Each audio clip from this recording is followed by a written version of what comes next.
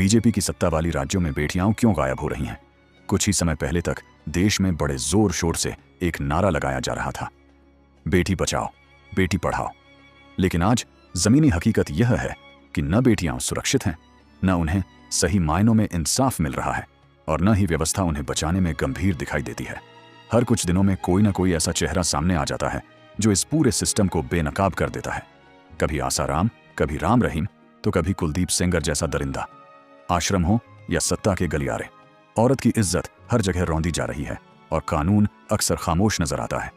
कुछ समय पहले कर्नाटक के एक आश्रम से आई खबर ने पूरे देश को हिला दिया, जहां सैकड़ों लड़कियों के गायब होने की बात सामने आई। ये कोई मामूली घटना नहीं थी, ये एक चेतावनी थी कि सिस्टम के भीतर बहुत कुछ सड़ चुका है। सवाल यह है कि अगर कानून मजबूत है तो ऐसे गुनहगार खुलेआम कैसे घूम रहे हैं?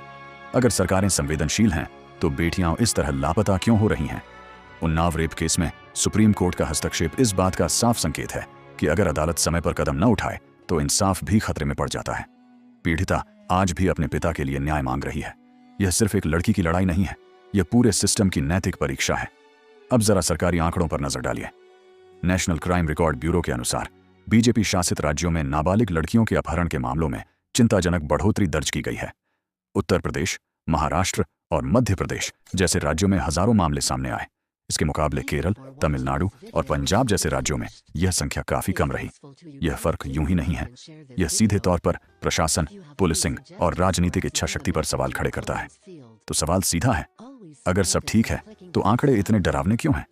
क्या यह सब बेटी बचाओ बेटी पढ़ाओ जैसे नारों से सीधा टकराव नहीं करता? हकीकत यह है कि सिर्फ भाषणों और विज्ञापनों से बेटियां सुरक्षित नहीं होती।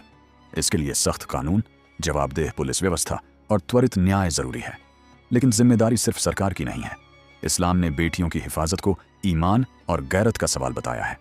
आज खतरा सिर्फ सड़कों पर नहीं है, बल्कि मोबाइल स्क्रीन, सोशल मीडिया और गलत संगत में भी छिपा हुआ है। हमने बच्चों के हाथ में स्मार्टफोन तो दे दिया, लेकिन उन्हें सही दिशा देने वाली निगरानी नहीं दी। सुविधाएं तो जुटाई, मगर सुरक्षा और संस्कार का मजबूत घेरा नहीं बनाया। अब यह मानना होगा कि बेटियों की हिफाजत सिर्फ पुलिस या चौकीदार की जिम्मेदारी नहीं है। यह माँ की निगरानी, बाप की समझदारी, शिक्षकों की जिम्मेदारी और पूरे समाज की सामूहिक गैरत का मामला है। अब खामोश रहना गुनाह है। अब सिर्फ अफसोस जताने से कुछ नहीं बदलेगा। अगर आज भी नहीं जागे तो आने वाली पीढ़ियां हमें माफ नहीं करेंगी। बेटियां सिर्फ परिवार की नहीं, पूरे समाज की अमानत है और अमानत में खयानत किसी भी कौम को तबाह कर देती है।